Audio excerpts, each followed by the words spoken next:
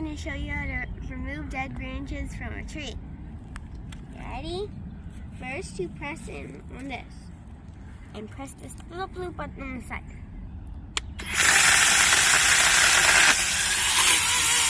See, all done.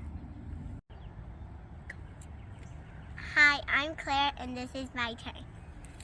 First, do this. And the branch is cut down.